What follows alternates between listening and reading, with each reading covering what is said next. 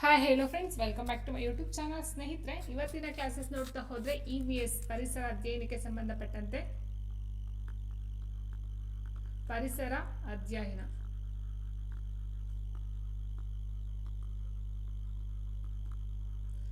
So science R EVS ಅಂತ ತಗೊಳ್ಬಹುದು ಸ್ನೇಹಿತರೆ. ಸೊ EVS ಮೇನ್ ಅಂತ ಹೇಳಬಹುದು. ಸೊ ಕೆಲವೊಂದು ಸೈನ್ಸ್ಗೂ ಸಹ ಸಂಬಂಧಪಟ್ಟಂತೆ ಇರುತ್ತೆ.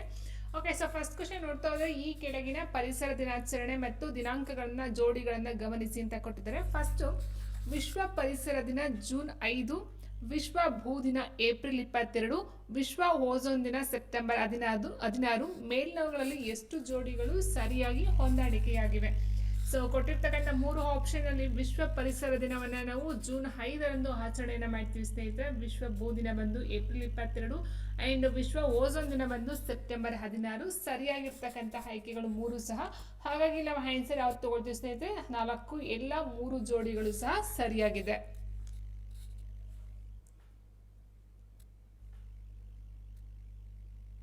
ಮುಂದಿನ ಪ್ರಶ್ನೆ, ಹಸಿರುಮನೆ ಪರಿಣಾಮಕ್ಕೆ ಸಂಬಂಧಿಸಿದಂತೆ ಈ ಕೆಳಗಿನ ಹೇಳಿಕೆಗಳನ್ನು ಪರಿಗಣಿಸಿ ಅಂತ ಕೊಟ್ಟಿದ್ದಾರೆ. ಕಾರ್ಬನ್ ಡೈಆಕ್ಸೈಡ್ CO2 ಇದು ಪ್ರಾಥಮಿಕ ಹಸಿರುಮನೆ ಅನಿಲವಾಗಿದೆ. ಹಸಿರುಮನೆ ಪರಿಣಾಮವು ಭೂಮಿಯ ಮೇಲಿನ ಜೀವರಾಶಿಯ ಉಳಿವಿಗೆ ನೈಸರ್ಗಿಕವಾಗಿ ಅತ್ಯಗತ್ಯವಾಗಿದೆ. ಸರಿಯಾದ ಹೇಳಿಕೆಗಳನ್ನು ಆಯ್ಕೆ ಮಾಡಿ ಕೊಟ್ಟಿದ್ದಾರೆ. ಸೊ ಆಪ್ಷನ್ ಯಾವುದು ಅಲ್ಲ, 2 ಮಾತ್ರ, 1 ಮಾತ್ರ, 1 ಮತ್ತು 2 ಮಾತ್ರ ಅಂತ ಕೊಟ್ಟಿದ್ದಾರೆ. ಹಸಿರು ಮನೆ ಪರಿಣಾಮ ಅಂತ ಹೇಳಿದಾಗ ಗ್ರೀನ್ ಹೌಸ್ ಎಫೆಕ್ಟ್ ಅಂತ ಹೇಳ್ತೀವಿ ಸ್ನೇಹಿತರೆ. ಮೇಯ್ನ್ ಆಗಿ ನೋಡ್ತಾ ಹೋದಾಗಲಿ ಕಾರ್ಬನ್ ಡೈಆಕ್ಸೈಡ್ ಬರುತ್ತೆ, ನೀರಾವಿ ಅಂತ ಏನ್ ಹೇಳ್ತೀವೋ ವಾಟರ್ ವೇಪರ್ ಅದು ಬರುತ್ತೆ, ಅದಾದ ನಂತರ ಮೀಥೇನ್ ಬರುತ್ತೆ, ನೈಟ್ರಸ್ ಆಕ್ಸೈಡ್ ಬರುತ್ತೆ. ಇದನ್ನೆಲ್ಲ ನಾವು ಹಸಿರು ಮನೆ ಪರಿಣಾಮದ ಅನಿಲಗಳು ಅಂತ ಕರಿತಾ ಹೋಗ್ತೀವಿ. ಸೊ ಈ ಒಂದು ಹಸಿರು ಮನೆ ಪರಿಣಾಮವು ಭೂಮಿಯ ಮೇಲಿನ ಜೀವರಾಶಿಯ ಉಳಿವಿಗೂ ನೈಸರ್ಗಿಕವಾಗಿ ಅತ್ಯಗತ್ಯವಾಗಿದೆ ಅಂತ ಹೇಳಿದ್ರೆ ಯಾವ ರೀತಿ ಅಂತ ನೋಡ್ತಾ ಹೋದ ಸ್ನೇಹಿತರೆ, ಹಸಿರು ಮನೆ ಅಂತ ಹೇಳಿದಾಗ ಗ್ರೀನ್ ಹೌಸ್ ಎಫೆಕ್ಟ್ ಅಂತ ಹೇಳಿದಾಗ ಅಲ್ಲಿ ಸ್ವಲ್ಪ ಏನಾಗುತ್ತೆ, ಉಷ್ಣಾಂಶ ಜಾಸ್ತಿ ಆಗ್ತಾ ಹೋಗುತ್ತೆ. ಓಕೆ, ಸೊ ಉಷ್ಣಾಂಶ ಅತಿ ಕಡಿಮೆ ಆದಾಗ, ಅತಿ ತೀರ ಅಂತ ಹೇಳಿದಾಗ ಅಲ್ಲೇನಾಗುತ್ತೆ, ಜೀವರಾಶಿಯ ಉಳಿವಿಗೆ ಸಂಪೂರ್ಣವಾಗಿ ನಾಶ ಆಗ್ತಕ್ಕಂಥದ್ದು ಆಗಿರುತ್ತೆ. ಸೊ ಇಲ್ಲಿ ಕಾರ್ಬನ್ ಡೈಆಕ್ಸೈಡು ಒಂದು ಪರಿಸರಕ್ಕೆ ಎಷ್ಟು ಹಾನಿಯನ್ನು ಉಂಟು ಮಾಡುತ್ತೋ ಅಷ್ಟೇ ಸಹ ಒಂದು ಕಾರ್ಬನ್ ಡೈಆಕ್ಸೈಡ್ ಜೀವಿಗಳ ಒಂದು ಉಳಿವಿಗೂ ಸಹ ಅದರ ಒಂದು ಶ್ರಮ ಇದ್ದೇ ಇರುತ್ತೆ ಸ್ನೇಹಿತರೆ. ಓಕೆ, ಅತಿಯಾದರೆ ಅಮೃತನು ವಿಷ ಅಂತ ಏನು ಹೇಳ್ತಾರೋ, ಸೊ ಹಾಗೆ ಅತಿಯಾದ ಜಾಗತಿಕ ತಾಪಮಾನ ಜಾಸ್ತಿ ಆಗ್ತಾ ಹೋಗುತ್ತೆ. ಅದೇ ರೀತಿ ಕಡಿಮೆ ಆದರೆ ಈ ಒಂದು ಜೀವರಾಶಿಯ ಉಳಿವಿನ ಮೇಲೆ ಪರಿಣಾಮವನ್ನು ಬೀರ್ತಕ್ಕಂಥದ್ದು ಆಗಿರುತ್ತೆ. ಹಾಗಾಗಿ ಇಲ್ಲಿ ಆನ್ಸರ್ ಆಪ್ಷನ್ 1 ಮತ್ತು 2 ಸಹ ಸರಿಯಾದಂಥ ಒಂದು ಹೇಳಿಕೆನೇ ಆಗಿರುತ್ತೆ ಸ್ನೇಹಿತರೆ. ಆಪ್ಷನ್ 4, 1 ಮತ್ತು 2 ಸರಿಯಾಗಿದೆ. ನೋಡಿ, ಇಲ್ಲಿ ಹಸಿರು ಮನೆ ಅನಿಲಗಳು ಭೂಮಿಯ ಉಷ್ಣತೆಯನ್ನು ಹಿಡಿದಿಟ್ಟುಕೊಳ್ಳುವ ಅನಿಲಗಳಾಗಿರುತ್ತೆ. ಓಕೆ, ಸೊ ಹಾಗಾಗಿ ನೀರಿನ ಹಬೆ ಕೂಡ ಒಂದು ಪ್ರಬಲ ಹಸಿರುಮನೆ ಅನಿಲವಾಗಿರುತ್ತೆ. Methane CH4, nitrous oxide N2O, ಈ 4 ಸಹ ಏನಿದೆಯೋ ನೀರಿನ ಹಬೆ ವಾಟರ್ ವೇಪರು, ಮತ್ತೆ CO2 ಕಾರ್ಬನ್ ಡೈಆಕ್ಸೈಡ್, ಮತ್ತೆ methane CH4 and nitrous oxide N2O. So ಈ 4 ಸಹ ಹಸಿರುಮನೆ ಪರಿಣಾಮಗಳ ಅಥವಾ ಅನಿಲಗಳು ಆಗಿರ್ತಕ್ಕಂಥದ್ದು ಆಗಿದೆ. ಇನ್ನು ಇದಕ್ಕೊಂದು ಶಾರ್ಟ್ ಕಟ್ ಟ್ರಿಕ್ ಅಂತ ಹೇಳಿದ್ರೆ ಕಾಮನ್ ಗ್ಯಾಸ್ ಅಂತಕ್ಕಂಥದ್ದು ಆಗಿದೆ ನೋಡಿ ಸ್ನೇಹಿತರೆ. ಕಾಮನ್ ಅಂತ ಹೇಳಿದ್ರೆ ಕಾ ಮೀನ್ಸ್ ಕಾರ್ಬನ್, ಮಾ ಮೀನ್ಸ್ ಮೀಥೇನ್, ನಾ ಮೀನ್ಸ್ ನೈಟ್ರಸ್ ಆಕ್ಸೈಡ್ ಅಂತಕ್ಕಂಥದ್ದು ಆಗಿರುತ್ತೆ. ಸೊ ಇದ್ರ ಜೊತೆಗೆ ವಾಟರ್ ವೇಪರ್ ಇಂದ ಸೇರಿಸ್ಕೊಳ್ತಾ ಹೋಗಿ. ಓಕೆ, ಕಾಮನ್ ಗ್ಯಾಸ್ ಇದೆಲ್ಲ ಗ್ಯಾಸ್ ಬರ್ತಕ್ಕಂಥದ್ದು, ಹೌದಾ? ಲಿಕ್ವಿಡ್ ಅಥವಾ ಸಾಲಿಡ್ ಅಲ್ಲ, ಅದೊಂದು ಗ್ಯಾಸಸ್ ಆಗಿರುತ್ತೆ. ಸೊ ಇಲ್ಲಿ ಆನ್ಸರು ಆಪ್ಷನ್ ನೋಡ್ತಾ ಹೋದಾಗ 2 ಸಹ ಸರಿಯಾದಂಥ ಒಂದು ಹೇಳಿಕೆ ಆಗಿರುತ್ತೆ. ನೆಕ್ಸ್ಟ್, ಶಕ್ತಿಯ ಹರಿವಿನ ಆಧಾರದ ಮೇಲೆ ಹುಲ್ಲುಗಾವಲು ಪರಿಸರ ವ್ಯವಸ್ಥೆಯ ಆಹಾರ ಸರಪಳಿಯನ್ನು ಸರಿಯಾದ ಕ್ರಮದಲ್ಲಿ ಜೋಡಿಸಿ. ಸೊ ಇಲ್ಲಿ ನಾವು ನೋಡ್ತಾ ಹೋದ್ರೆ ಸ್ನೇಹಿತರೆ, ಒಂದು ಇದನ್ನ ನೋಡ್ತಾ ಹೋದ್ರೆ ಶಕ್ತಿಯ ಹರಿವಿನ ಆಧಾರದ ಮೇಲೆ ಅಂದ್ರೆ ಫಸ್ಟ್ ನೋಡ್ತಾ ಹೋದ್ರೆ ಸ್ನೇಹಿತರೆ, ಇಲ್ಲಿ ಕಪ್ಪೆ ಕೊಟ್ಟಿದ್ದಾರೆ, ಹಾವು, ಮಿಡತೆ, ಹುಲ್ಲು, ಹದ್ದು. ಸೊ ಫಸ್ಟ್ ಉತ್ಪಾದಕರು, ಪ್ರೊಡ್ಯೂಸರ್ ಅಂತ ಏನ್ ಹೇಳ್ತೀವೋ ಹುಲ್ಲು ಬರುತ್ತೆ, ಹುಲ್ಲು. ಸೊ ಈ ಹುಲ್ಲನ್ನ ತಿಂತಕ್ಕಂಥದ್ದು ಯಾವುದು? ಮಿಡತೆ. ಮಿಡತೆನ ತಿಂತಕ್ಕಂಥದ್ದು ಯಾವುದು? ಇಲ್ಲಿ ನೋಡಿ, ಕಪ್ಪೆ ತಿನ್ನುತ್ತೆ. ಕಪ್ಪೆನ ತಿಂತಕ್ಕಂಥದ್ದು ಹಾವು, ಹಾವನ್ನ ತಿಂತಕ್ಕಂಥದ್ದು ಹದ್ದು. ಸೊ ಹೀಗಿರ್ಬೇಕಾದ್ರೆ ಆಕ್ಚುಲಿ ಇದು ಈ ರೀತಿ ಬರುತ್ತೆ. ಹುಲ್ಲನ್ನ ತಿಂತಕ್ಕಂಥದ್ದು ಮಿಡತೆ, ಮಿಡತೆನ ತಿಂತಕ್ಕಂಥದ್ದು ಕಪ್ಪೆ, ಕಪ್ಪೆಯನ್ನು ತಿಂತಕ್ಕಂಥದ್ದು ಹಾವು, ಹಾವನ್ನ ತಿಂತಕ್ಕಂಥದ್ದು ಹದ್ದು. ಓಕೆ, ಸೊ ಈ ಒಂದು ಆರ್ಡರ್ ವೈಸಲ್ಲಿ ನೋಡ್ತಾ ಹೋಗ್ತೀವಿ ಸ್ನೇಹಿತರೆ. ಈ ಆರ್ಡರ್ ಎಲ್ಲಿ ಕಂಡು ಬರುತ್ತೆ, ಫಸ್ಟ್ ಬರ್ತಕ್ಕಂಥ ಆಪ್ಷನ್ ಇಲ್ಲಿ 4 ಬರುತ್ತೆ, ಸೊ 2 ಬರಂಗಿಲ್ಲ. ಅದಾದ ನಂತರ ಮಿಡತೆ ಬಂದು 3ನೇ ಆಪ್ಷನ್ ಇದೆ, ಸೊ ಇದಿಲ್ಲ, ಇವೆರಡರಲ್ಲಿ ಬರ್ತಾ ಹೋಗುತ್ತೆ. ಅದಾದ ನಂತರ ಕಪ್ಪೆ 1ನೇ ಆಪ್ಷನ್, ಸೊ ಇದು ಆಗುತ್ತೆ ಸ್ನೇಹಿತರೆ ಆನ್ಸರ್. ಸೊ ನೋಡಿ, ಇಲ್ಲಿ ಉತ್ಪಾದಕರು ಅಂತ ಹೇಳ್ತೀವಿ. ಯಾರು ಅಂತ ಹೇಳಿದ್ರೆ ತಮ್ಮ ಆಹಾರ ತಾವೇ ತಯಾರು ಮಾಡ್ಕೊಳ್ತಕ್ಕಂಥದ್ದು, ಇದರ ಬೇರೆ ಯಾವುದರ ಮೇಲೆ ಡಿಪೆಂಡ್ ಆಗಿರ್ತಕ್ಕಂಥ ಉತ್ಪಾದಕರು ಬರ್ತಾರೆ. ಅದಾದ ನಂತರ ಪ್ರಾಥಮಿಕ ಗ್ರಾಹಕರು, ದ್ವಿತೀಯ ಗ್ರಾಹಕ, ತೃತೀಯ ಗ್ರಾಹಕ, ಉನ್ನತ ಗ್ರಾಹಕ, ಅದು ಫೈನಲ್ ಆಗಿ ಬರ್ತಕ್ಕಂಥದ್ದು. ಸೊ ಇಲ್ಲಿ ಏನಾಗುತ್ತೆ, ಲಿಂಡಮನ್ ಅವರ ಪ್ರಕಾರ 10% ನಿಯಮದ ಪ್ರಕಾರ ಶಕ್ತಿ ಹರಿತಕ್ಕಂಥ ಅಂತ ಹೇಳಿದ್ರೆ ಸ್ನೇಹಿತರೆ, ಒಂದು ಹುಲ್ಲಿನಲ್ಲಿ ಇರ್ತಕ್ಕಂಥದ್ದು 100% ಆಹಾರವನ್ನ ಈ ಒಂದು ಮಿಡತೆ ತಗೊಳುತ್ತೆ ಅಂತ ಹೇಳಿದ್ರೆ, ಮಿಡತೆಯಿಂದ ಕಪ್ಪೆಗೆ ಹೋಗ್ತಕ್ಕಂಥದ್ದು 10%. ಈ ಒಂದು 10% ಅಲ್ಲಿ ಹಾವುಗೆ ಹೋಗ್ತಕ್ಕಂಥದ್ದು. ಸೊ ಹಾವು ತಿಂತಕ್ಕಂಥ 10% ಅಲ್ಲಿ ಹದ್ದು ಹೋಗ್ತಕ್ಕಂಥದ್ದಾಗುತ್ತೆ. ಅಂದ್ರೆ ಫೈನಲ್ ಆಗಿ ಏನಾಗುತ್ತೆ, ಈಗ 1000 ಇದೆ ಅಂತ ಹೇಳಿದ್ರೆ, ಈ ಒಂದು 1000 ಇದೆ ಅಂತ ಹೇಳಿದ್ರೆ, ನೆಕ್ಸ್ಟ್ ಬರ್ತಕ್ಕಂಥದಕ್ಕೆ 10% ಮಾತ್ರ ತಗೊಳ್ಳೋದು. 10% ಅಂದರೆ 100 ಆಗುತ್ತೆ ಸ್ನೇಹಿತರೆ. ಅದಾದ ನಂತರ ನೆಕ್ಸ್ಟ್ಗೆ 10% ಅಂತ ಹೇಳಿದ್ರೆ 10 ಬರುತ್ತೆ. ಓಕೆ, ಸೊ ಈ ರೀತಿ ಒಂದರಿಂದ ಒಂದಕ್ಕೆ ಹೋಗ್ಬೇಕಾದ್ರೆ ಫೈನಲ್ ಆಗಿ ಫಸ್ಟ್ ಏನು ಆಹಾರ ಶಕ್ತಿ ಇರುತ್ತೋ ಅದು ಹೋಗೋದಿಲ್ಲ, 10% ಮಾತ್ರ ಸಿಗ್ತಕ್ಕಂಥದ್ದು ಆಗಿರುತ್ತೆ. ಇನ್ನು ಉಳಿದಂತೆ 90% ಶಕ್ತಿ ನಷ್ಟ ಆಗ್ತಕ್ಕಂಥದ್ದು. ನೆಕ್ಸ್ಟು ಪ್ರತಿಪಾದನೆ ಕೊಟ್ಟಿದ್ದಾರೆ, ವಾತಾವರಣದ ಓಝೋನ್ ಪದರವು ಭೂಮಿಯ ಮೇಲಿನ ಜೀವರಾಶಿಗಳನ್ನ ರಕ್ಷಿಸುತ್ತದೆ. ಕಾರಣ ಏನಿದೆ, ಇದು ಸೂರ್ಯನಿಂದ ಬರುವಂತಹ ಹಾನಿಕಾರಕ ಅತಿ ನೇರಳೆ ಕಿರಣಗಳನ್ನ ಹೀರಿಕೊಳ್ಳುತ್ತದೆ ಮತ್ತು ಇದು ಸ್ಟ್ರಾಟೋಸ್ಫಿಯರ್ ನಲ್ಲಿ ಇದೆ. ಸರಿಯಾದ ಆಯ್ಕೆಯನ್ನ ಆರಿಸಿ ಅಂತ ಕೊಟ್ಟಿದ್ದಾರೆ. ಆಪ್ಷನ್ ಆರ್ ಸರಿ ಆದರೆ ಎ ಸರಿ ಆದರೆ ಆರ್ ತಪ್ಪು, ಎ ಮತ್ತು ಆರ್ ಎರಡೂ ಸರಿ ಆದರೆ ಆರ್ ಎಗೆ ಸರಿಯಾದ ವಿವರಣೆ ಅಲ್ಲ. ಎ ಮತ್ತು ಆರ್ ಎರಡೂ ಸರಿ ಮತ್ತು ಆರ್ ಎಗೆ ಸರಿಯಾದ ವಿವರಣೆಯಾಗಿದೆ. ಎ ತಪ್ಪು ಆದರೆ ಆರ್ ಸರಿ ಅಂತ ಕೊಟ್ಟವ್ರೆ. ಫಸ್ಟ್ ನಾವು ಪ್ರತಿಪಾದನೆ ಮತ್ತೆ ಕಾರಣ ಸರಿ ಇದೆಯಾ ಅಂತ ನೋಡ್ತಾ ಹೋಗೋಣ. ವಾತಾವರಣದ ಓಝೋನ್ ಪದರವು ಭೂಮಿಯ ಮೇಲಿನ ಜೀವರಾಶಿಗಳನ್ನ ರಕ್ಷಿಸುತ್ತದೆ, ಹೌದಲ್ವಾ? ಸೊ ಓಝೋನ್ ಅಂತಕ್ಕಂಥದ್ದು ಏನಿದೆಯೋ O3 ಅಂತ ಹೇಳ್ತೀವಿ. ಸೊ ಈ ಒಂದು ಓಝೋನ್ ಪದರವು ಸೂರ್ಯನಿಂದ ಬರ್ತಕ್ಕಂಥ ನೇರಳಾತೀತ ಕಿರಣ ಅಥವಾ ಅತಿ ನೇರಳೆ ಕಿರಣಗಳನ್ನ ಹೀರ್ಕೊಂಡು ಭೂಮಿಗೆ ಎಷ್ಟು ಬೇಕೋ ಅಷ್ಟು ಶಾಖವನ್ನ ಕಳಿಸ್ಕೊಡ್ತಕ್ಕಂಥ ಒಂದು ಕೆಲಸ ಓಝೋನ್ ಪದರ ಮಾಡುತ್ತೆ. ಸೊ ಹಾಗಾಗಿ ಫಸ್ಟ್ ಹೇಳಿಕೆ ಸರಿಯಾಗಿದೆ ಅಥವಾ ಪ್ರತಿಪಾದನೆ ಸರಿಯಾಗಿದೆ. ಇದು ಸೂರ್ಯನಿಂದ ಬರುವ ಹಾನಿಕಾರಕ ಅತಿ ನೇರಳೆ ಕಿರಣಗಳನ್ನ ಹೀರಿಕೊಳ್ಳುತ್ತದೆ ಮತ್ತು ಇದು ಸ್ಟ್ರಾಟೋಸ್ಫಿಯರ್ ನಲ್ಲಿ ಇದೆ. ಸೊ ಈ ಒಂದು ಹೇಳಿಕೆ ಅಥವಾ ಕಾರಣ ಸಹ ಸರಿಯಾಗಿದೆ ಸ್ನೇಹಿತರೆ. ಸೊ ಹೀಗಿರ್ಬೇಕಾದ್ರೆ ಆನ್ಸರ್ ಏನಾಗುತ್ತೆ, ಎ ಮತ್ತೆ ಆರ್ ಎರಡೂ ಸಹ ಸರಿಯಾಗಿದೆ ಅಂಡ್ ಆರ್ ಎಗೆ ಸರಿಯಾದ ವಿವರಣೆ ಸಹ ಆಗಿರುತ್ತೆ. ಸೊ ಆನ್ಸರ್ ಆಪ್ಷನ್ 3 ಆಗಿರುತ್ತೆ. ನೋಡಿ, ಇಲ್ಲಿ ಎ ಮತ್ತು ಆರ್ ಎರಡು ಸರಿ ಮತ್ತು ಆರ್ ಎಗೆ ಸರಿಯಾದ ವಿವರಣೆ ಆಗಿದೆ. ಓಝೋನ್ O3 ಅಂತ ಹೇಳ್ತೀವಿ. ಇದು ಅತಿ ನೇರಳೆ ವಿಕಿರಣವನ್ನ ತಡೆದು ಭೂಮಿಗೆ ಸೂರ್ಯನ ಕಿರಣವನ್ನ ಕಳಿಸ್ಕೊಡ್ತಕ್ಕಂಥದ್ದು ಆಗಿರುತ್ತೆ. ಇದು ಭೂಮಿಯ ವಾತಾವರಣದ 2ನೇ ಪದರದಲ್ಲಿ ಇರ್ತಕ್ಕಂಥದ್ದು ಆಗಿರುತ್ತೆ, ಸ್ಟ್ರಾಟೋಸ್ಫಿಯರ್. ಓಕೆ, ಸೊ ಫಸ್ಟ್ ಒಂದು ಇದನ್ನ ನೋಡ್ತಾ ಹೋದ್ರೆ ಈ ಒಂದು ಸ್ಟ್ರಾಟೋಸ್ಫಿಯರ್ ನೋಡ್ತಾ ಹೋಗ್ತೀವಿ. ಸೊ ಅದಾದ್ಮೇಲೆ ಸ್ಟ್ರಾಟೋಸ್ಫಿಯರ್ ಬರುತ್ತೆ.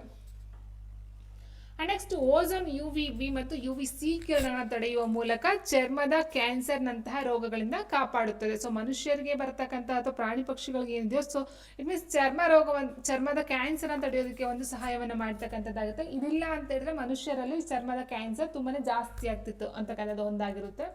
ಅಂಡ್ ಇದು 15ರಿಂದ 30 ಕಿಲೋಮೀಟರ್ ಎತ್ತರದಲ್ಲಿ ಇರ್ತಕ್ಕಂಥದ್ದು ಆಗಿರುತ್ತೆ ಸ್ನೇಹಿತರೆ. ಇನ್ನು ಮಾಂಟ್ರಿಯಲ್ ಪ್ರೋಟೋಕಾಲ್ ಮೂಲಕ ಇದನ್ನ ರಕ್ಷಿಸತಕ್ಕಂಥ ಒಂದು ಜಾಗತಿಕ ಪ್ರಯತ್ನ ನಡೆಯುತ್ತಿದೆ. ಅಂದ್ರೆ O3 ಅಂತಕ್ಕಂಥದ್ದು ಏನಿದೆ ಓಝೋನ್ ಪದರ, ಸೊ ಇದು ಇತ್ತೀಚಿನ ದಿನ ತುಂಬಾ ನಾಶ ಆಗ್ತಕ್ಕಂಥ ಒಂದು ಸಾಧ್ಯತೆ ತುಂಬಾ ಇದೆ. ಸೊ ಹಾಗಾಗಿ ಅದೊಂದು ಮಾಂಟ್ರಿಯಲ್ ಪ್ರೋಟೋಕಾಲ್ ಮೂಲಕ ಇದನ್ನ ರಕ್ಷಣೆ ಮಾಡ್ತಕ್ಕಂಥ ಒಂದು ಜಾಗತಿಕ ಪ್ರಯತ್ನ ಅನ್ನು ನಡೀತಕ್ಕಂಥದ್ದು ಆಗಿದೆ. ಅಂಡ್ ನೆಕ್ಸ್ಟ್ ಓಝೋನ್ ಸಾಂದ್ರತೆಯನ್ನ ವೆರಿ ಇಂಪಾರ್ಟೆಂಟ್ ಡಾಪ್ಸನ್ ಯೂನಿಟ್ ನಲ್ಲಿ ಅಳೆಯಲಾಗುತ್ತದೆ. ಯೂನಿಟ್ ಓಕೆ ಇಂಪಾರ್ಟೆಂಟ್ ಸ್ನೇಹಿತರೆ. ಓಝೋನ್ ಸಾಂದ್ರತೆಯನ್ನು ಅಳಿತಕ್ಕಂಥ ಒಂದು ಮಾನ ಯಾವುದು ಅಂತ ಕೇಳ್ಬೋದು, ಯಾವ್ದನ್ನ ಅಳೆಯಲಾಗುತ್ತೆ ಅಂತ ಕೇಳಬಹುದು. Dobson unit UDU. Okay, and next ಇಲ್ಲಿ ಓಝೋನ್ ಪದರ ನಾಶ ಆಗೋದಕ್ಕೆ ಕಾರಣವಾಗಿರ್ತಕ್ಕಂಥ ಅನಿಲ ಅಂತ ಹೇಳಿದ್ರೆ CFC ಕ್ಲೋರೋಫ್ಲೋರೋಕಾರ್ಬನ್ ಆಗಿರುತ್ತೆ.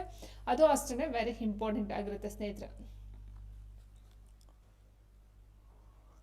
ನೆಕ್ಸ್ಟ್ ಈ ಕೆಳಗಿನಲ್ಲಿ ಯಾವುದು ನವೀಕರಿಸಲಾಗದ ಅಥವಾ ನಾನ್ ರಿನ್ಯೂವಬಲ್ ಶಕ್ತಿಯ ಮೂಲವಾಗಿದೆ?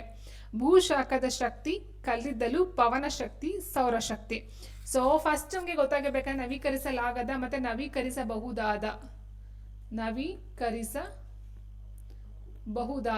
ರಿನ್ಯೂವಬಲ್ ನಾನ್ ರಿನ್ಯೂವಬಲ್ ಅಂತ ಹೇಳ್ತೀವಿ. ಏನಾಗಂದ್ರೆ ಸೊ ನವೀಕರಿಸಲಾಗದ ಅಂತ ಹೇಳಿದ್ರೆ ನವೀಕರಿಸ ಮೀನ್ಸ್ ನವೀನ ಅಂತ ಹೇಳಿದ್ರೆ ಏನ್ ಬರುತ್ತೆ ಸ್ನೇಹಿತರೆ, ನವೀನ ಅಂತ ಹೇಳಿದ್ರೆ ಹೊಸದು ಅಂತ ಹೇಳ್ತೀವಿ. ಹೊಸತು ಅಥವಾ ಹೊಸದು. ಓಕೆ, ಸೊ ಹೊಸತು ಅಂತ ಅಂದ್ರೆ ಮನುಷ್ಯ ಹೊಸದಾಗಿ ಸೃಷ್ಟಿ ಮಾಡೋದಕ್ಕೆ ಸಾಧ್ಯ ಇರತಕ್ಕಂಥದ್ದು, ಮನುಷ್ಯನಿಂದ ಮಾಡಲ್ಪಡ್ತಕ್ಕಂಥದ್ದನ್ನ ನಾವೇನಂತೀವಿ, ನವೀಕರಿಸಬಹುದಾದ ಅಂತ ಹೇಳ್ತೀವಿ. ನವೀಕರಿಸಲಾಗದ ಅಂದ್ರೆ ನಮ್ಮ ಕೈಯಿಂದ ಮಾಡೋದಕ್ಕೆ ಸಾಧ್ಯ ಆಗದೆ ಇರ್ತಕ್ಕಂಥದ್ದನ್ನ ನವೀಕರಿಸಲಾಗದ ಅಂತ ಹೇಳ್ತೀವಿ. ಸೊ ಇಲ್ಲಿ ಭೂಶಾಖದ ಶಕ್ತಿ, ಕಲ್ಲಿದ್ದಲು, ಪವನ ಶಕ್ತಿ, ಸೌರಶಕ್ತಿ ಅಂತ ಕೊಟ್ಟಿದ್ದಾರೆ. ಸೊ ಸೌರಶಕ್ತಿ, ಸೌರವನ್ನ ನಾವು ನಮ್ಮ ಕೈಯಲ್ಲಿ ಮಾಡೋದಕ್ಕೆ ಸಾಧ್ಯ ಇಲ್ಲ. ಆದ್ರೂ ಸಹ ಏನಾಗುತ್ತೆ, ಇಲ್ಲಿ ಸೌರಶಕ್ತಿ ಅಂತ ಹೇಳಿದ್ರೆ ಸೂರ್ಯನಿಂದ ಬರ್ತಕ್ಕಂಥ ಶಕ್ತಿಯನ್ನ ಯೂಸ್ ಮಾಡ್ಕೊಂಡು ನಾವು ಸೋಲಾರ್ ಎನರ್ಜಿನ ಪ್ರೊಡ್ಯೂಸ್ ಮಾಡ್ತಕ್ಕಂಥ ಕೆಲಸ ನಾವು ಮಾಡ್ತೀವಿ ಸ್ನೇಹಿತರೆ. ಇದು ಮನುಷ್ಯನಿಂದ ಹಾಕ್ತಕ್ಕಂಥ ಒಂದು ಕೆಲಸ ಆಗಿದೆ. ಪವನ ಶಕ್ತಿನೂ ಹೌದು, ವಿಂಡ್ ಎನರ್ಜಿ, ಇದನ್ನು ಸಹ ಪವನ, ಏನು ಗಾಳಿನ ಮಾರುತಗಳನ್ನ ಯೂಸ್ ಮಾಡಿಕೊಂಡು ಎನರ್ಜಿನ ಕನ್ವರ್ಟ್ ಮಾಡ್ತಕ್ಕಂಥದ್ದು ಮನುಷ್ಯನ ಕೈಲಿ ಹಾಕ್ತಕ್ಕಂಥದ್ದಾಗಿದೆ. ಇನ್ನು ಭೂಶಾಖದ ಶಕ್ತಿನೂ ಸಹ ಜಿಯೋಥರ್ಮಲ್ ಎನರ್ಜಿ, ಇದು ಸಹ ಮನುಷ್ಯನೇ ಮಾಡ್ತಕ್ಕಂಥದ್ದಾಗಿದೆ. ಬಟ್ ಕಲ್ಲಿದ್ದಲು ಏನಿದೆಯೋ ಇದು ಸಾವಿರಾರು ವರ್ಷ, ಲಕ್ಷಾಂತರ ವರ್ಷಗಳೇ ಬೇಕು ಈ ಒಂದು ಕಲ್ಲಿದ್ದಲು ಪ್ರೊಡ್ಯೂಸ್ ಮಾಡ್ಬೇಕಂದ್ರೆ. ಇದು ಮನುಷ್ಯನಿಂದ ಮಾಡ್ತಕ್ಕಂಥ ಒಂದು ಕೆಲಸ ಅಲ್ಲ. ಮನುಷ್ಯ ಏನು ಭೂಮಿಲಿ ಇರ್ತಕ್ಕಂಥ ಕಲ್ಲಿದ್ದಲ ತಗೊಳ್ಬಹುದು, ಈಚೆ ತಗೋಬಹುದು, ಬಟ್ ಕಲ್ಲಿದ್ದಲನ್ನ ಮಾಡ್ತಕ್ಕಂಥ ಕೆಲಸ ಮನುಷ್ಯನಿಂದ ಸಾಧ್ಯ ಆಗಲ್ಲ. ಸೊ ಹಾಗಾಗಿ ಏನಾಗುತ್ತೆ, ನವೀಕರಿಸಲಾಗದ ಸಂಪನ್ಮೂಲ ಅಂತ ಹೇಳೋದು ಕಲ್ಲಿದ್ದಲು. ಆಪ್ಷನ್ 2 ಕಲ್ಲಿದ್ದಲು ಅಥವಾ ಪೆಟ್ರೋಲಿಯಂ ಏನು ಪ್ರಾಡಕ್ಟ್ಸ್ ಬರುತ್ತೋ ಸೊ ಅದಾಗಿರಬಹುದು, ಅದನ್ನ ನಾವು ನವೀಕರಿಸಲಾಗದ ಅಂತ ಹೇಳ್ತೀವಿ. ನೋಡಿ, ಕಲ್ಲಿದ್ದಲು ಲಕ್ಷಾಂತರ ವರ್ಷಗಳ ಭೌಗೋಳಿಕ ಪ್ರಕ್ರಿಯೆಯಿಂದ ಭೂಮಿಯೊಳಗೆ ಉತ್ಪತ್ತಿಯಾಗುತ್ತದೆ. ಒಮ್ಮೆ ಬೆಳೆಸಿದ್ರೆ ಅದು ಶಾಶ್ವತವಾಗಿ ಮುಗ್ದೋಗುತ್ತೆ ಮತ್ತೆ ಮನುಷ್ಯನಿಂದ ಮಾಡೋದಕ್ಕೆ ಸಾಧ್ಯ ಇಲ್ಲ ಸ್ನೇಹಿತರೆ.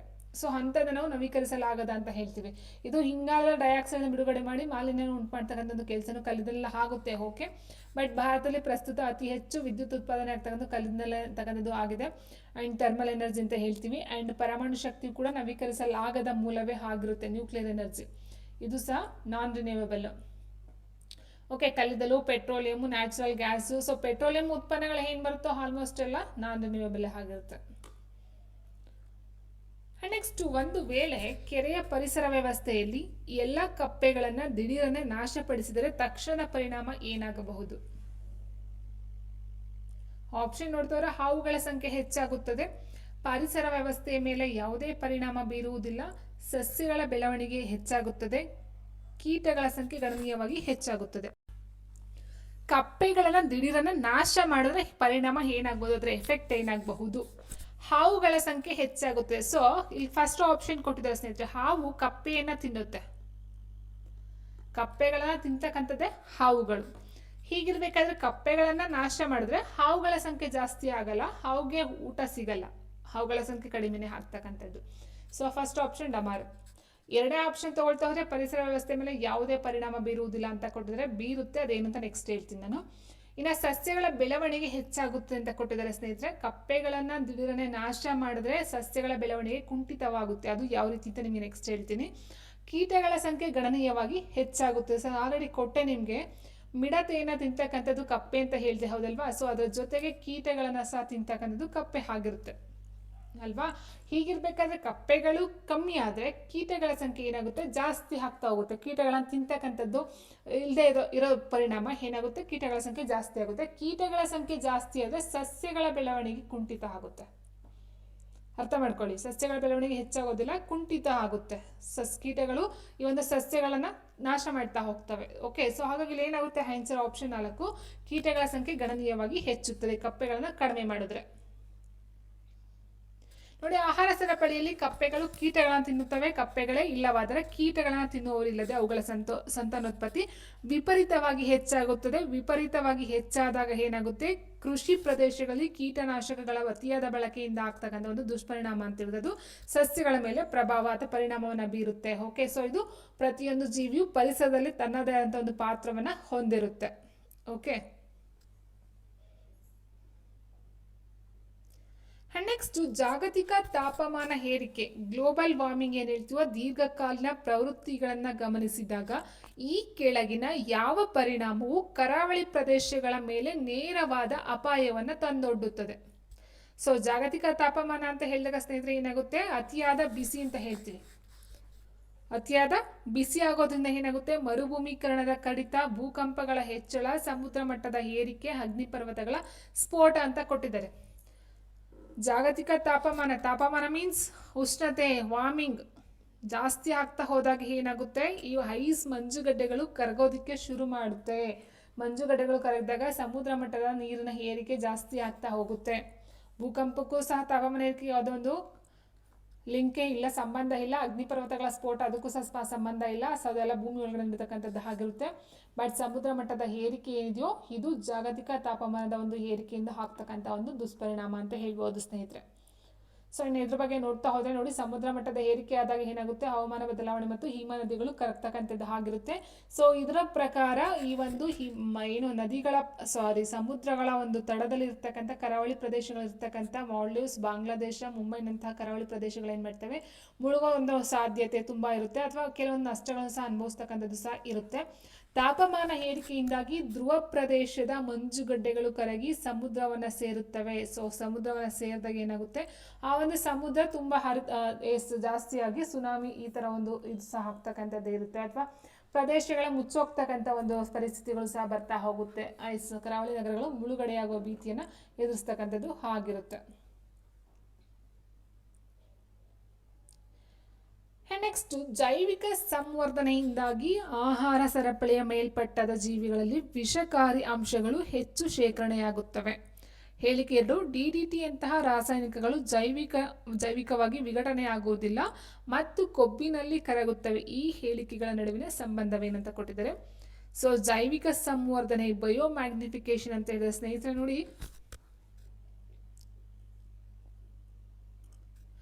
ಆಹಾರ ಸರಪಳಿಯಲ್ಲಿನ ಪ್ರತಿಯೊಂದು ಲಿಂಕ್ನೊಂದಿಗೆ ನೋಡಿ DDT, ಪಾದರಸ,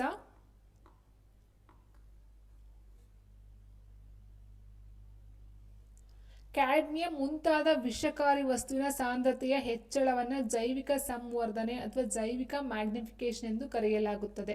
ಅರ್ಥ ಆಯ್ತಾ ಅಂತ ಅನ್ಕೊಳ್ತೀನಿ. ವಿಷಕಾರಿ ವಸ್ತುವಿನ ಸಾಂದ್ರತೆಯ ಹೆಚ್ಚಳ ಆಗ್ತಕ್ಕಂಥದ್ದು. ಸೊ ಯಾವುದಾದ್ರು DDT, ಪಾದರಸ, ಕ್ಯಾಡ್ಮಿಯಂ ಅಂತಹ ವಿಷಕಾರಿ ವಸ್ತುವಿನ ಸಾಂದ್ರತೆಯ ಹೆಚ್ಚಳವನ್ನು ನಾವು ಜೈವಿಕ ಸಂವರ್ಧನೆ ಅಥವಾ ಜೈವಿಕ ಮ್ಯಾಗ್ನಿಫಿಕೇಶನ್ ಅಂತ ಕರಿತೀವಿ. ನೋಡಿ ಇಲ್ಲಿ ವಾಟರ್ಗೆ ನಾವು ಈ ಒಂದು ಏನು DDT ಅಥವಾ ಪಾದರಸ, ಕ್ಯಾಡ್ಮಿಯಂನ ಸೇರಿಸಿದಾಗ, ಸೊ ನಾವು ಡೈರೆಕ್ಟಾಗಿ ಹಾಕ್ತಾ ಇದ್ರು ಸಹ ಈ ಒಂದು ಹೊರಗಡೆ ಪರಿಸರಕ್ಕೆ ನಾವು ಹಾಕ್ದಾಗ ಏನಾಗುತ್ತೆ, ಅದು ನೀರಿನಲ್ಲಿ ಕರಗೋದಿಲ್ಲ. ಸೊ ಅದು ಮಳೆ ನೀರಿನಲ್ಲಿ ಅಥವಾ ಇನ್ನೊಂದು ಇದರಲ್ಲಿ ಕೊಚ್ಕೊಂಡೋಗಿ ವಾಟರ್ಗೆ ಸೇರುತ್ತೆ. ಸೊ ವಾಟರ್ಗೆ ಸೇರಿದ ನಂತರ ಈ ಒಂದು ಝೀ ಪ್ಲಾಂಕ್ಟನ್ ಅಂತ ಕೊಟ್ಟಿದ್ದಾರೆ ನೋಡಿ. ಸೊ ಇದಾಗುತ್ತಾನೆ, ಸಣ್ಣ ಸಣ್ಣ ಮೀನುಗಳು ತಿಂತ ಹೋಗುತ್ತೆ. ಅದರ ನಂತರ ಸ್ಮಾಲ್ ಫಿಶಸ್ಸು, ಈ ಫಾರ್ ಎಕ್ಸಾಂಪಲ್ ಈಗ ನೀರೊಳಗಡೆ ಇರ್ತಕ್ಕಂಥ ಕೀಟಗಳಿರುತ್ತೆ. ಸೊ ಅದನ್ನ ಫಿಶ್ಗಳು ತಿಂದಾಗ ಫಿಶಲ್ಲಿ ಹೋಗಿ ಸೇರ್ಕೊಳುತ್ತೆ. ಫಿಶನ್ನು ಲಾರ್ಜ್ ಫಿಶ್ ತಿಂದಾಗ ಆ ಲಾರ್ಜ್ ಫಿಶ್ಗೆ ಹೋಗುತ್ತೆ.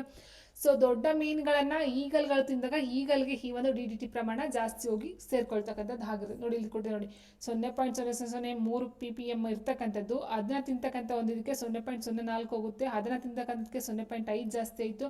ಇದನ್ನ ಸಣ್ಣ ಮೀನ ದೊಡ್ಡ ಮೀನು ತಿಂದಾಗ ಅದು 2% ಹೋಗ್ತಾ ಹೋಗುತ್ತೆ. ಸೊ ಇದನ್ನ ಈಗಲ್ ತಿಂದಾಗ 25 ಆಯಿತು.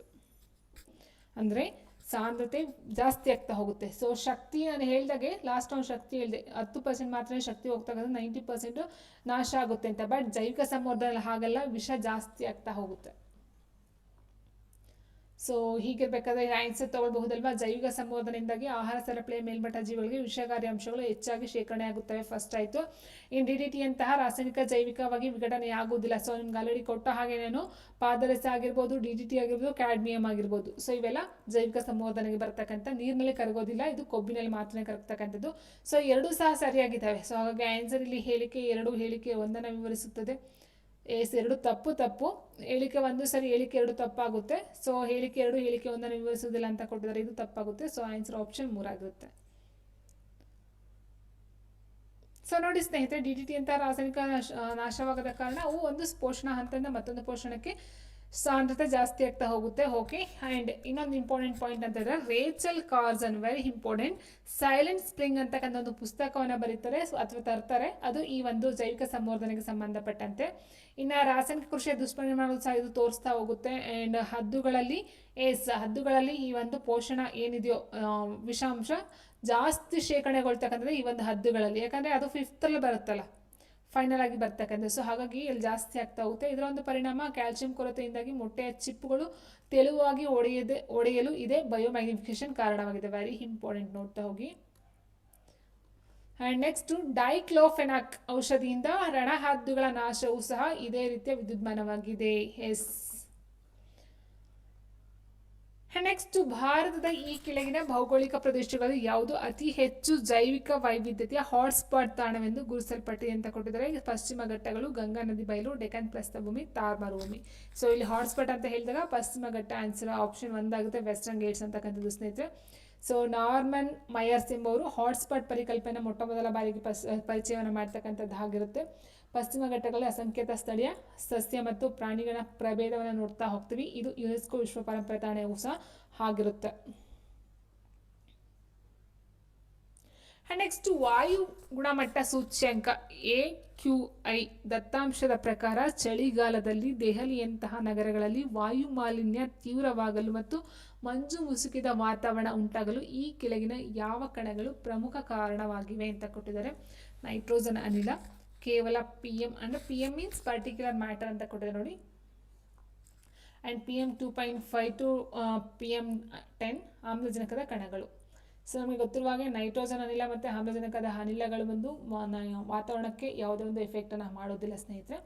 ಸೊ ಆಪ್ಷನ್ 3 PM 2.5 ಅಂದರೆ ಏನು ಗೊತ್ತಾ, ಇದು ವ್ಯಾಸ ಅಂದರೆ ಅಷ್ಟು ಸೂಕ್ಷ್ಮ ಕಣಗಳಂತಕ್ಕಂಥದ್ದು ಆಗಿರುತ್ತೆ.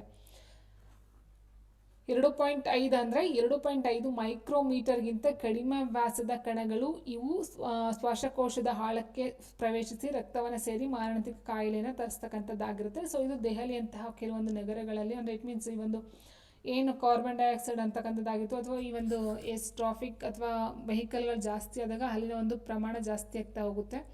ಸೊ ಅದರಿಂದ ಇವೆಲ್ಲ ಆಗ್ತಕ್ಕಂಥದ್ದಾಗಿದೆ ಸ್ನೇಹಿತರೆ. ವಾಹನಗಳ ಹೊಗೆ ಆಗಿರ್ಬೋದು, ಬೆಳೆ ಸುಡ್ತಕ್ಕಂಥದ್ದಾಗಿರ್ಬೋದು, ಕೈಗಾರಿಕಾ ಹೊಗೆಯಿಂದ ಇವು ಸೃಷ್ಟಿ ಆಗ್ತಕ್ಕಂಥದ್ದಾಗಿರ್ಬೋದು.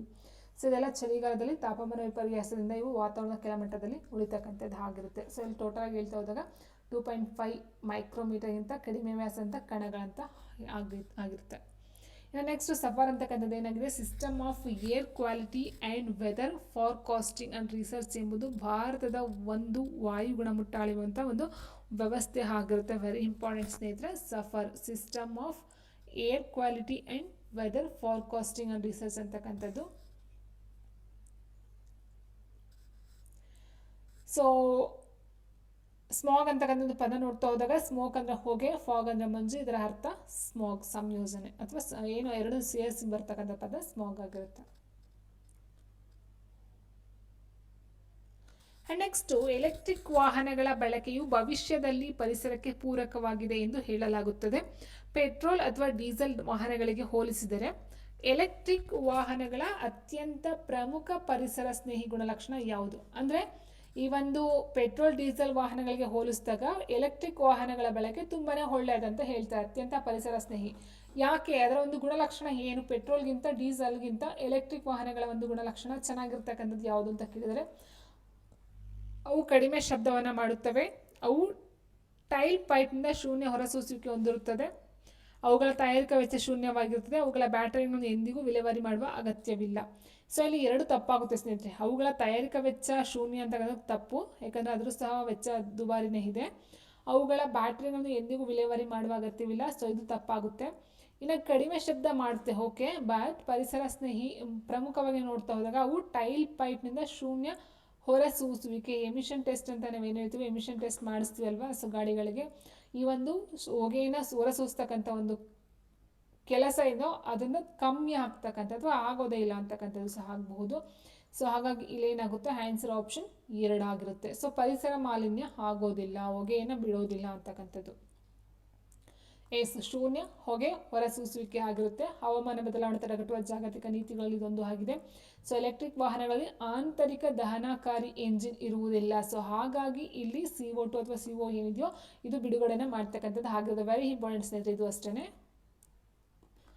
ನೆಕ್ಸ್ಟ್, ಇದರಿಂದ ನಗರಗಳಲ್ಲಿ ವಾಯು ಮಾಲಿನ್ಯ ಗಣನೀಯವಾಗಿ ಕುಂಠಿತವಾಗುತ್ತೆ ಅಥವಾ ಕಡಿಮೆಯಾಗುತ್ತೆ. ಸಾರಿಗೆ ವಲಯದ ಇಂಗಾಲದ ಹೆಜ್ಜೆ ಗುರುತನ್ನು ಕಡಿಮೆ ಮಾಡೋದು ಒಂದು ಪ್ರಮುಖ ಅಸ್ತ್ರವಾಗಿರುತ್ತೆ.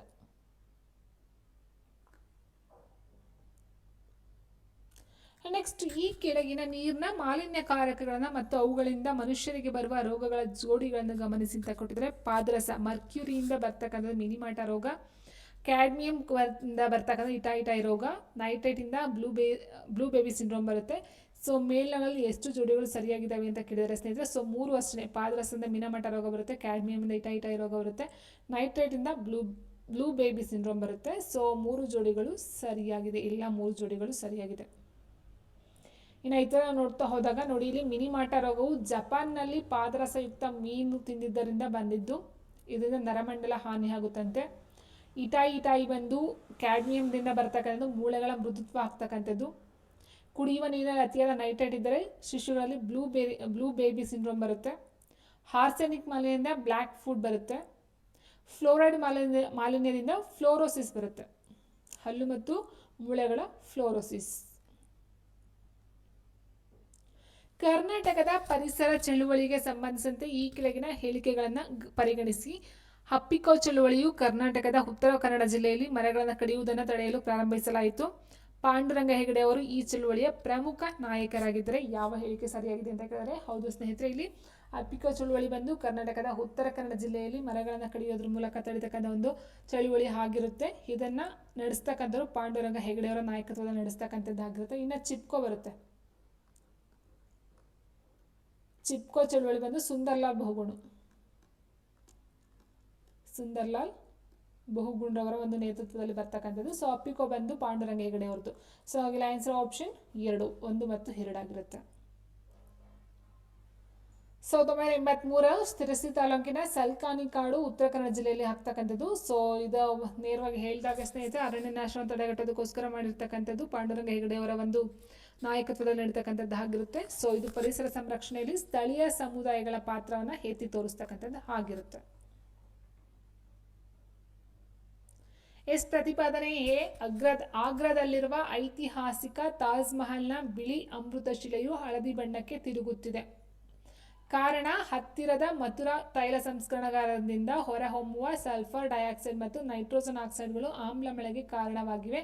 ಸರಿಯಾದ ಆಯ್ಕೆಯನ್ನು ಆರಿಸಿ ಅಂತ ಕೊಟ್ಟಿದ್ದಾರೆ ಸ್ನೇಹಿತರೆ. ಸೊ ಆಮ್ಲ ಮಳೆ ಇಸ್ ವೆರಿ ಇಂಪಾರ್ಟೆಂಟ್. ಇದು ತಾಜ್ ಮಹಲ್ನ ಬಿಳಿ ಅಮೃತ ಶಿಲೆ ಹಳದಿ ಬಣ್ಣಕ್ಕೆ ತಿರುಗ್ತಾ ಇದೆ ಅಂತೆ, ಕನ್ವರ್ಟ್ ಆಗ್ತಿದೆಯಂತೆ. ಅದು ಸರಿಯಾಗಿದೆ. ಕಾರಣ ಅಲ್ಲಿ ಇರ್ತಕ್ಕಂಥ ಹತ್ತಿರದ ಮಥುರಾ ತೈಲ ಸಂಸ್ಕರಣೆಯಿಂದಾಗಿ ಆಗ್ತಕ್ಕಂಥ ಸಲ್ಫರ್ ಡೈಆಕ್ಸೈಡ್ ಮತ್ತು ನೈಟ್ರೋಜನ್ ಆಕ್ಸೈಡ್ಗಳ ಒಂದು ಆಮ್ಲ ಮಳೆ ಪ್ರಮುಖವಾದ ಕಾರಣ ಅಂತ ಕೊಟ್ಟಿದ್ದಾರೆ. ಸೊ 2 ಸರಿಯಾಗಿದೆ ಸ್ನೇಹಿತರೆ, ಎ ಮತ್ತು ಆರ್ 2 ಸರಿ. ಆರ್ ಎಗೆ ಸರಿಯಾದ ಒಂದು ವಿವರಣೆ ಆಗಿರುತ್ತೆ.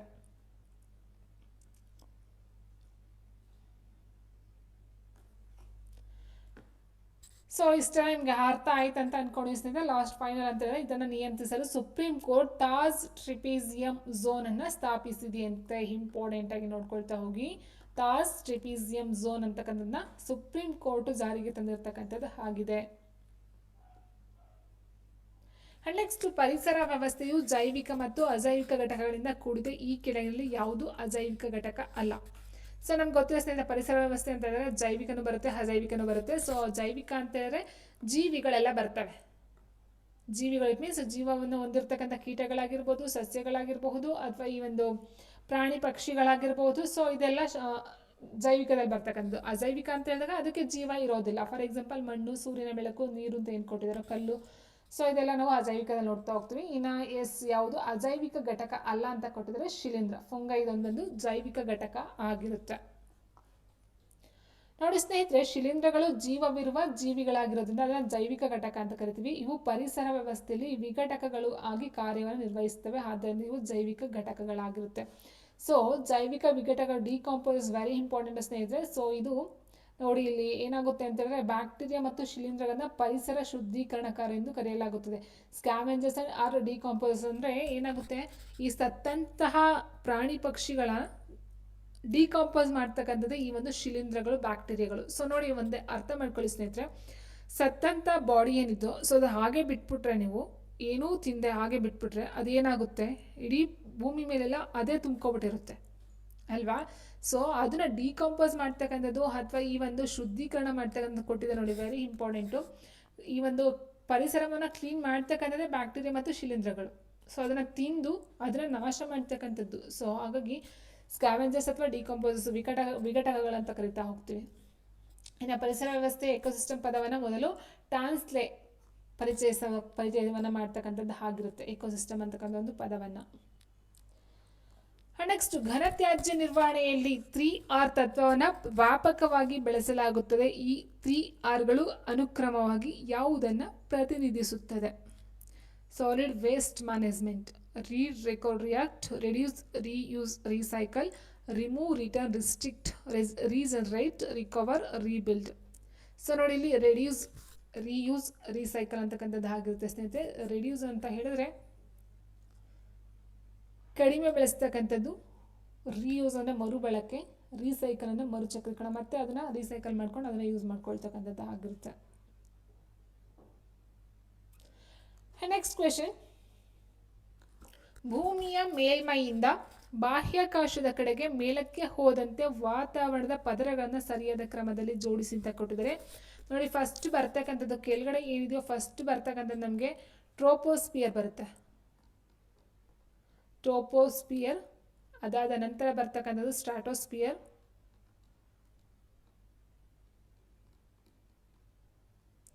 ಅದಾದ ನಂತರ ಬರ್ತಕ್ಕಂಥದ್ದು ಮೀಸೋಸ್ಪಿಯರ್, ಅದಾದ ನಂತರ ಬರ್ತಕ್ಕಂಥದ್ದು ಥರ್ಮೋಸ್ಪಿಯರ್. ಸೊ ಅಲ್ಲಿ ಫೈನಲ್ ಆಗು ಸಹ ಒಂದು ಬರುತ್ತೆ ಸ್ನೇಹಿತರೆ, ಹೆಕ್ಸೋಸ್ಪಿಯರ್ ಅಂತಕ್ಕಂಥದ್ದು, ಎಕ್ಸೋಸ್ಪಿಯರ್. ಸೊ ಈ ಒಂದು ಹಾಡಲ್ಲಿ ಬರ್ತಕ್ಕಂಥದ್ದಾಗಿರುತ್ತೆ. So first troposphere, so option 2 ಆಗಿರುತ್ತೆ. ಅದಾದ ನಂತರ ಸ್ಟ್ರಾಟೋಸ್ಪಿಯರ್, ಆಪ್ಷನ್ 3 ಎಸ್, ಇದು ಬರೋದಿಲ್ಲ. ಅದಾದ ನಂತರ mesosphere, first one option, so option 2 ಆಗಿರುತ್ತೆ. ಸೊ ಫೈನಲ್ ಆಗಿ ಎಕ್ಸೋಸ್ಪಿಯರ್ ಬರುತ್ತೆ, ಬಾಹ್ಯ ಮಂಡಲ ಅಂತ ಹೇಳ್ತೀವಿ. ನೋಡಿ, ಭೂಮಿಯ ಮೇಲ್ಮೈಯಿಂದ ಸುಮಾರು 500 ಕಿಲೋಮೀಟರ್ವರೆಗೆ ಈ ಒಂದು ಸ್ಪಿಯರ್ಗಳನ್ನ ನೋಡ್ತಾ ಹೋಗ್ತೀವಿ. ಭೂಮಿಗೆ ಹತ್ತಿರದಲ್ಲಿರ್ತಕ್ಕಂಥ ಟ್ರೋಪೋಸ್ಪಿಯರು, ಸೊ ಇಲ್ಲಿ ಮೋಡ ಮಳೆ ಎಲ್ಲ ಆಗ್ತಕ್ಕಂಥದ್ದಾಗಿರುತ್ತೆ. ಆ್ಯಂಡ್ ಸ್ಟ್ರಾಟೋಸ್ಪಿಯರ್ ಬಂದು ವಿಮಾನಗಳು ಹಾರಲು ಸೂಕ್ತವಾದ, ಮತ್ತು ಓಝೋನ್ O3 ಆಲ್ರೆಡಿ ಹೇಳಿದಾಗ O3 ಕಂಡು ಬರ್ತಕ್ಕಂಥ ಇಲ್ಲೇನೆ. ಆ್ಯಂಡ್ ಅದರ ಮೇಲೆ ಮೀಸೋಸ್ಪಿಯರ್ ಬರುತ್ತೆ, ಇಲ್ಲಿ ಉಲ್ಕೆಗಳು ಉರಿಯುವ ಪದರ ಆಗಿರುತ್ತೆ. ಆ್ಯಂಡ್ ಕೊನೆಯದಾಗಿ ಥರ್ಮೋಸ್ಪಿಯರ್ ಅಥವಾ ಅಯೋನೋಸ್ಪಿಯರ್ ಅಂತ ಹೇಳ್ತೀವಿ. ಈ ಒಂದು ರೇಡಿಯೋ ತರಂಗಗಳಂತ ಏನು ಹೇಳ್ತೀವೋ ಅಯನ್ ಅಲ್ಲಿ ಕಂಡು ಬರ್ತಕ್ಕಂಥದ್ದಾಗುತ್ತೆ. ಫೈನಲ್ ಆಗಿ ಈ ಒಂದು ಎಕ್ಸೋಸ್ಪಿಯರ್ ಕಂಡು ಬರ್ತಕ್ಕಂಥ. ಎಕ್ಸೋಸ್ಪಿಯರ್ ಅಂತ ಹೇಳಿದಾಗ ಇದು ಒಂದು ಮ್ಯಾಗ್ನೆಟಿಕ್ ಸ್ಪಿಯರ್ ಅಂತ ಹೇಳ್ತೀವಿ ಸ್ನೇಹಿತರೆ, ಅಯಾನ್.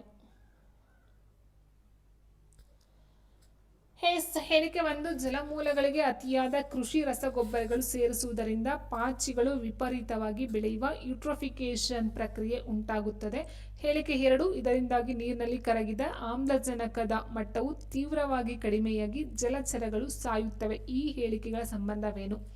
ಸೊ ಫಸ್ಟ್ಗೆ, ಜಲಮೂಲಗಳಿಗೆ ಅತಿಯಾದ ಕೃಷಿ ರಸಗೊಬ್ಬರಗಳು ಸೇರುವುದರಿಂದ ಪಾಚಿಗಳು ವಿಪರೀತವಾಗಿ ಬೆಳೆಯುತ್ತವೆ, ಯೂಟ್ರೋಫಿಕೇಶನ್ ಪ್ರಕ್ರಿಯೆ ಉಂಟಾಗುತ್ತದೆ. ನೋಡಿ ಸ್ನೇಹಿತರೆ, ನೀರಿಗೆ ನಾವು ಡೈರೆಕ್ಟಾಗಿ ಕೃಷಿ ರಸಗೊಬ್ಬರಗಳನ್ನ ಹಾಕ್ತಾ ಇದ್ರೂ ಸಹ ಈ ಒಂದು ಭೂಮಿಗೆ ಹಾಕ್ತಕ್ಕಂಥ ಕೃಷಿಗೆ ಹಾಕ್ತಕ್ಕಂಥ ರಸಗೊಬ್ಬರ ಏನಂತೋ ಮಳೆ ಬಂದಾಗ ಅಲ್ಲಿ ಕೊಚ್ಕೊಂಡೋಗಿ ನೀರಿಗೆ ಸೇರ್ಕೊಳ್ತಕ್ಕಂಥ ಒಂದು ಕೆಲಸ ಆಗುತ್ತೆ. ಹಾಗಾದಾಗ ಏನಾಗುತ್ತೆ, ಅಲ್ಲಿರ್ತಕ್ಕಂಥ ಪಾಚಿಗಳಿಗೆ ಈ ಒಂದು ರಸಗೊಬ್ಬರಲ್ಲಿ ಬರ್ತಕ್ಕಂಥ ರಸಗೊಬ್ಬರಗಳೇನು ಬರುತ್ತೋ ಅದರಿಂದ ತುಂಬಾ ಬೇಗ ಬೆಳೀತಕ್ಕಂಥ ಒಂದು ಚಾನ್ಸಸ್ಸು ಪಾಚಿಗಿದೆ ಸ್ನೇಹಿತರೆ. ಸೊ ಅದನ್ನು ನಾವು ಯೂಟ್ರೋಫಿಕೇಶನ್ ಅಂತ ಹೇಳ್ತಾ ಹೋಗ್ತೀವಿ. ಆ್ಯಂಡ್ ಇದರಿಂದಾಗಿ ನೀರಿನಲ್ಲಿ ಕರಗಿದಂತಹ ಆಮ್ಲಜನಕದ ಮಟ್ಟವು ತೀವ್ರವಾಗಿ ಕಡಿಮೆಯಾಗಿ ಜಲಚರಗಳು ಸಾಯುತ್ತೆ. ಸೊ ಎರಡೂ ಸಹ ಹೇಳಿಕೆ ಸರಿಯಾಗಿದೆ ಸ್ನೇಹಿತರೆ. ಸೊ ಎರಡು ಹೇಳಿಕೆ ತಪ್ಪಾಗುತ್ತೆ. ಹೇಳಿಕೆ 2 ಸ್ವತಂತ್ರವಾಗಿ ಹೇಳಿಕೆ 1 ಹೇಳಿಕೆ 2ಕ್ಕೆ ಕಾರಣವಾಗಿದೆ. ಸೊ ಇದು ಓಕೆ, ಹೇಳಿಕೆ 2 ಹೇಳಿಕೆ 1ಕ್ಕೆ ಕಾರಣವಾಗಿದೆ. ಸೊ ಫಸ್ಟ್ ಹೇಳಿಕೆ 1ಕ್ಕೆ ಹೇಳಿಕೆ 2 ಕಾರಣವಾಗಿದೆ, ಆಪ್ಷನ್ 4 ಆಗಿರುತ್ತೆ. ನೋಡಿ, ರಸಗೊಬ್ಬರಗಳಲ್ಲಿ ಸಾರಜನಕ ಮತ್ತು ರಂಜಕ ನೀರು ಸೇರಿದಾಗ ಪಾಚಿಗಳಿಗೆ ವಿಪರೀತ ಆಹಾರ ಸಿಕ್ಕಿ ಇಡೀ ಕೆರೆಯನ್ನು ಆವರಿಸ್ಕೊಳ್ತಕ್ಕಂಥದ್ದಾಗುತ್ತೆ. ಜಾಸ್ತಿ ಬೆಳೆದಾಗ ಇಡೀ ಕೆರೆಯನ್ನು ಅದೇ ಆವರಿಸ್ಕೊಂಡ್ಬಿಡುತ್ತೆ.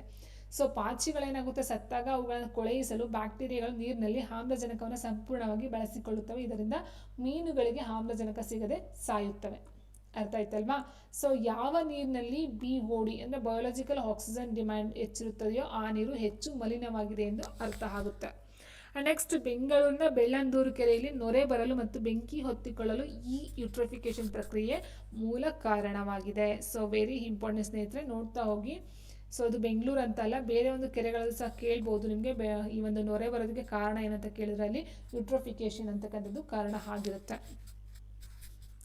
ನೆಕ್ಸ್ಟ್, ಕರ್ನಾಟಕದ ಪ್ರಮುಖ ರಾಷ್ಟ್ರೀಯ ಉದ್ಯಾನವನಗಳನ್ನು ಉತ್ತರದಿಂದ ದಕ್ಷಿಣಕ್ಕೆ ಅಂದಾಜು ಭೌಗೋಳಿಕವಾಗಿ ಜೋಡಿಸಿದರೆ ಈ ಕೆಳಗಿನ ಯಾವ ಕ್ರಮ ಸರಿಯಾಗಿದೆ? ಬಂಡೀಪುರ ರಾಷ್ಟ್ರೀಯ ಉದ್ಯಾನವನ, ಅಣಶಿ ರಾಷ್ಟ್ರೀಯ ಉದ್ಯಾನವನ, ಕುದುರೆಮುಖ ರಾಷ್ಟ್ರೀಯ ಉದ್ಯಾನವನ ಅಂತ ಕೊಟ್ಟಿದ್ದಾರೆ.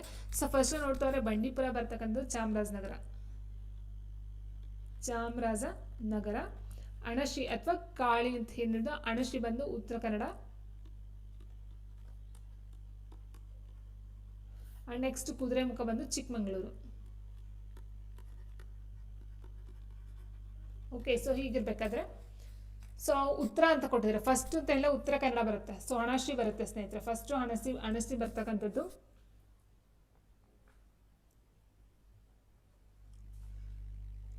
ಓಕೆ, ಅಣಶಿ ಸಾರಿ 2 ಬರುತ್ತೆ, ಹೌದಲ್ವಾ? ಸೊ ನರ್ಸಿಂಗ್ ಅಂತ ಹೇಳಿದಾಗ 2 ಬರುತ್ತೆ ಇಲ್ಲಿ. ಸೊ 2 ಅಂದಾಗ ಇದು ಮತ್ತು ಇದು ಬರೋದಿಲ್ಲ.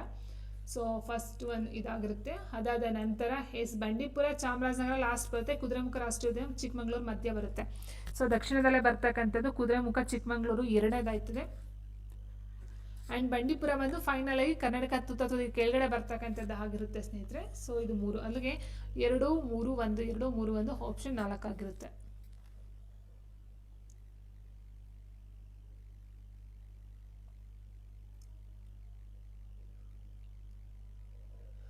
ಇತ್ತೀಚಿನ ದಿನಗಳಲ್ಲಿ ಪೆಟ್ರೋಲ್ನೊಂದಿಗೆ ಎಥನಾಲ್ ಬ್ಲೆಂಡಿಂಗ್ ಮಾಡುವುದನ್ನು ಸರ್ಕಾರ ವ್ಯಾಪಕವಾಗಿ ಪ್ರೋತ್ಸಾಹಿಸುತ್ತದೆ. ಇದರಿಂದಾಗಿ ಪರಿಸರಕ್ಕಾಗುವ ಪ್ರಮುಖ ಲಾಭವೇನು ಅಂತ ಕೇಳಿದರೆ ಇದು ಪೆಟ್ರೋಲಿಯಂ ಗಣಿಗಾರಿಕೆಯನ್ನು ಹೆಚ್ಚಿಸುತ್ತದೆ. ಇದು ವಾಹನದ ಮೈಲೇಜನ್ನು 100% ಹೆಚ್ಚಿಸುತ್ತದೆ. ಇದು ಇಂಜಿನ್ನನ್ನು ಸಂಪೂರ್ಣವಾಗಿ ತಂಪಾಗಿಡುತ್ತದೆ. ಇದು ಜೈವಿಕ ಇಂಧನವಾಗಿದ್ದು ಇಂಗಾಲದ ಹೊರಸೂಸುವಿಕೆಯನ್ನು ಕಡಿಮೆ ಮಾಡುತ್ತದೆ. ಸೊ ಜೈವಿಕ ಇಂಧನ ಹೌದಲ್ವಾ? ಸೊ ಈ ಜೆಟ್ರೋಪ ಅಂತಕ್ಕಂಥದ್ದು ಸಹ ನಾವು ತಗೊಳ್ತೀವಿ. ಜೆಟ್ರೋಪ ಇದು ಸಹ ಒಂದು ಜೈವಿಕ ಇಂಧನವಾಗಿ ಯೂಸ್ ಮಾಡ್ತಕ್ಕಂಥದ್ದಾಗಿರುತ್ತೆ. ಸೊ ಎಥನಾಲ್ ಸಹ ಅಷ್ಟೇ, ಎಥನಾಲನ್ನು ಸಹ ಈ ಒಂದು ಜೈವಿಕ ಇಂಧನ ಅಂದರೆ ಇಟ್ ಮೀನ್ಸ್ ಜೈವಿಕವಾಗಿ ಪಡ್ಕೊಳ್ತಕ್ಕಂಥದ್ದು ಆಗಿರುತ್ತೆ. ಪೆಟ್ರೋಲಿಯಂ ಗಣಿಗಾರಿಕೆಯನ್ನು ಹೆಚ್ಚಿಸುತ್ತದೆ, ತಪ್ಪಾಗುತ್ತೆ ಸ್ನೇಹಿತರೆ. ಇದು ವಾಹನ ಮೈಲೇಜನ್ನು 100% ಹೆಚ್ಚಿಸುತ್ತದೆ, ಇದು ಸಹ ತಪ್ಪಾಗುತ್ತೆ. ಇಂಜಿನನ್ನು ಸಂಪೂರ್ಣವಾಗಿ ತಂಪಾಗಿಡುತ್ತೆ, ತಪ್ಪಾಗುತ್ತೆ. ಇದು ಜೈವಿಕ ಇಂಧನವಾಗಿದ್ದು ಇಂಗಾಲದ ಹೊರಸೂಸುವಿಕೆಯನ್ನು ಕಡಿಮೆ ಮಾಡುತ್ತದೆ, ಇದು ಸರಿಯಾದಂಥ ಒಂದು ಹೇಳಿಕೆ ಆಗಿರುತ್ತೆ. ನೋಡಿ ಇಲ್ಲಿದೆ, ಇದು ಜೈವಿಕ ಇಂಧನವಾಗಿದ್ದು ಇಂಗಾಲದ ಹೊರಸೂಸುವಿಕೆಯನ್ನು ಕಡಿಮೆ ಮಾಡ್ತಕ್ಕಂಥದ್ದು ಆಗಿದೆ. ನೋಡಿ ಎಥನಾಲನ್ನು ಕಬ್ಬು, ಮುಸುಕಿನ ಜೋಳ ಅಥವಾ ಒಡೆದ ಅಕ್ಕಿಯಂತಹ ಸಸ್ಯ ಮೂಲಗಳಿಂದ ಪಡ್ಕೊಳ್ತಕ್ಕಂಥ. ಸೊ ಹಾಗಾಗಿ ಇದೊಂದು ಜೈವಿಕ ಆಗುತ್ತೆ. ಇದು ಶುದ್ಧವಾಗಿ ಹುರಿಯುತ್ತದೆ ಮತ್ತು CO ಕಾರ್ಬನ್ ಮಾನಾಕ್ಸೈಡ್ ಹೈಡ್ರೋಕಾರ್ಬನ್ಗಳ ಹೊರಸೂಸುವಿಕೆಯನ್ನು ಗಣನೀಯವಾಗಿ ತಡೆಯುತ್ತದೆ. ಸೊ ತಡೆಯೋದ್ರಿಂದ ಏನಾಗುತ್ತೆ? ಪರಿಸರದ ಮಾಲಿನ್ಯ ಕಡಿಮೆ ಆಗುತ್ತೆ. ಓಕೆ, ಇದು ಪೆಟ್ರೋಲ್ ಮೇಲೆ ಅವಲಂಬನೆಯನ್ನು ತಪ್ಪಿಸುತ್ತದೆ. ಸೊ ಹಾಗಾಗಿ ಇಲ್ಲಿ ಏನಾಗುತ್ತೆ? ಆನ್ಸರು ಆಪ್ಷನ್ 4 ಆಗಿರುತ್ತೆ.